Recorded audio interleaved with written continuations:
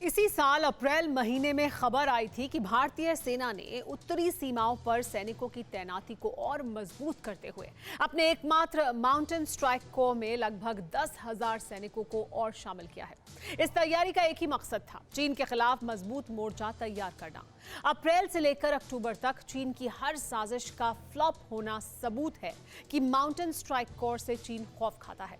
अब खबर है कि माउंटेन स्ट्राइक कोर के अपडेटेड वर्जन के साथ अमेरिका से आई महाविनाश हथियारों को भी एलएसी पर तैनात कर दिया गया है। भारत के इंफ्रास्ट्रक्चर को देखकर पीएलए का ब्लड प्रेशर और बढ़ चुका है।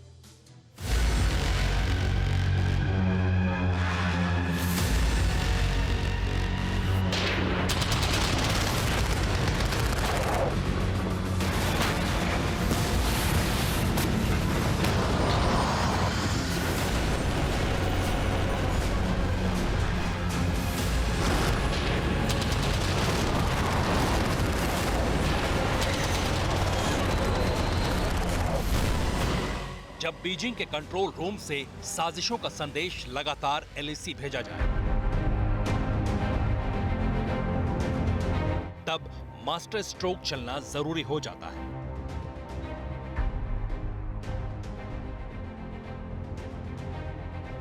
जब Bajwa brigade People's Liberation Army के वॉर ब्लूप्रिंट में शामिल हो जाए, तब मास्टर स्ट्रोक जरूरी हो जाता है।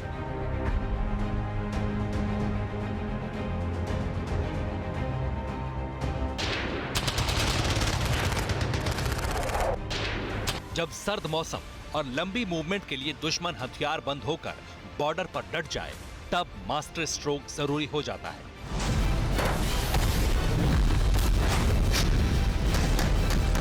दुश्मन है चीन और चीन के खिलाफ हिंदुस्तान के मास्टर स्ट्रोक का नाम है माउंटेन स्ट्राइक कोर 2.0।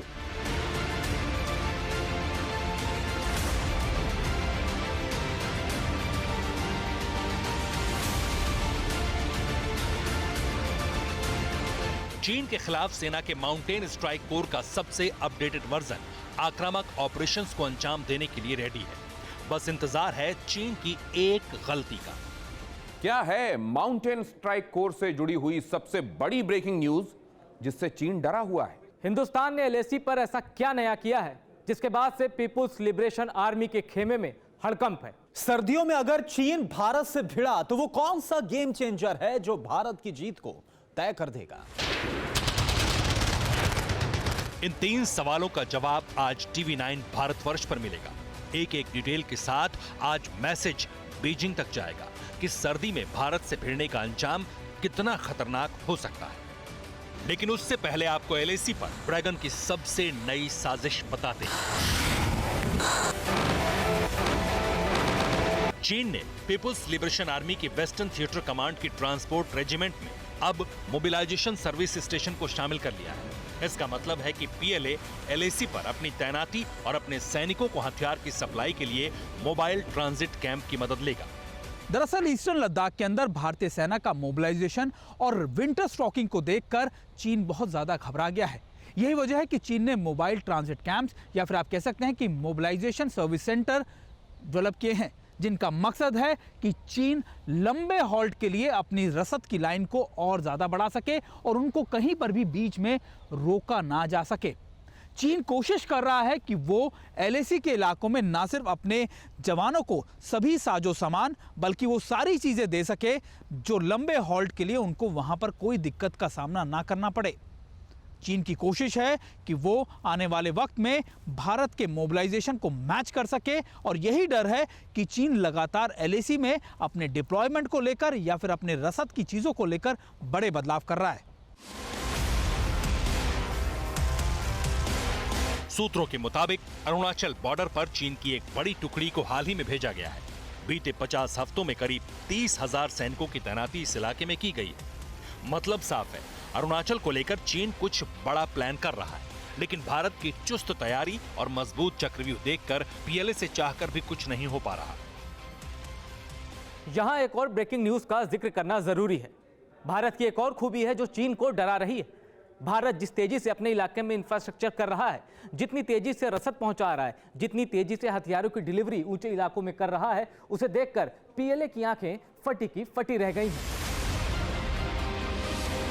भारत ने अपनी विंटर स्टॉकिंग को अगस्त महीने में ही पूरा कर लिया था। सिर्फ इतना ही नहीं, पिछले 1 साल में सैनिकों ने अपने पुराने सभी बंकर और नए रहने की हीटेड टेंट के काम को भी पूरा कर लिया था। 1.5 साल का राशन जमा कर लिया था। छोटे छोटे मेडिकल फील्ड हॉस्पिटल भी बनवा लिए थे। लेकिन चीन के लिए बैड न्यूज सिर्फ इतनी भर नहीं है। जिन अमेरिकी हथियारों से दुनिया भर की सेना कांपती है, अब LAC पर भारत उन विध्वंसकों के साथ खड़ा है।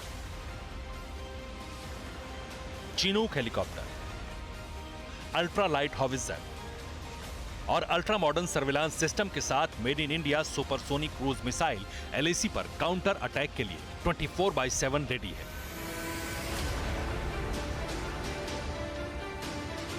हमारी सेना के पास मेड इन इजराइल मानव रहित टोही विमान है जो PLA की हर हरकत की रियल टाइम तस्वीरें कंट्रोल रूम भेज रहे हैं। 2021 की सर्दी लगातार दूसरी सर्दी है जब चीन और पाकिस्तान के सैनिक इतनी तादाद में LAC पर जुटे हैं। इसलिए भारत अपनी तैयारियों के विस्तार को लेकर गंभीर है। बॉर्डर पर भारत के आक्रामक रुख को चीनी सेना भी महसूस कर रही है। चाइना की सबसे बड़ी ताकत है उसका इंफ्रास्ट्रक्चर, लेकिन इसे काउंटर करने के लिए हिंदुस्तान ने भी बाकायदा अपनी एक क्रेडिबल डेटरेंस पॉलिसी बनाई है, जिसके अंदर पहले तो कुछ अमेरिकन हथियार जैसे चिनूक हेलीकॉप्टर, अपाचे हेलीकॉप्टर, ये सब हथियार शामिल हैं, लेकिन उसके साथ मिरर डिप्लॉयमेंट और उसके साथ 2-3 पॉइंट ऐसे हैं जो चाइना से अलग हैं और जो एडवांटेज इंडिया में। अब बात करते हैं माउंटेन स्ट्राइक कोर की, जिनके पराक्रम का यशोगान अमेरिका और ब्रिटेन नहीं बल्कि चीन के एक्स कमांडर भी कर चुके हैं। कड़ाके की ठंड में बर्फीली पहाड़ियों पर जंग लड़ने में माउंटेन स्ट्राइक कोर का कोई मुकाबला नहीं है। 17 माउंटेन स्ट्राइक कोर को ब्रह्मास्त्र कोर भी कहा जाता है। माउंटेन स्ट्राइक कोर की कॉम्बैट और कॉम्बैट सपोर्ट यूनिट समेत हर unit ready for war mode में है। अरुणाचल के तवांग इलाके को चीन नया वॉर जोन बनाना चाहता है, लेकिन वहां भी भारत चीन पर भारी है। जून 2022 तक तवांग पहुंचने वाली सुरंग का काम पूरा कर लिया जाएगा। इस सुरंग के माध्यम से हथियार, सैनिक और खाने पीने का सामान बहुत कम समय में तवांग पहुंचाए जा सकेंगे। यानी एक युद्ध के जितने मोर्चे होते हैं उन सब पर भारत खुद को मजबूत कर चुका है। तमाम तैयारियों के बाद वॉर का असली गेम चेंजर है जज्बा, और जज्बे में भारत की सेना सुपर से ऊपर है। चीन के सैनिकों को जिस तरह निहत्थे भारतीय सैनिकों ने गलवान में धोया था, तब से PLA के जवान और ज्यादा घबराए हुए। चीन को पता है युद्ध हुआ तो अंजाम भारत तय करेगा और मातम बीजिंग में मनेगा। Bureau report, TV9 Bharatvarsh. परवाह देश की, सोमवार से शुक्रवार रात 10 बजे TV9 भारतवर्ष पर।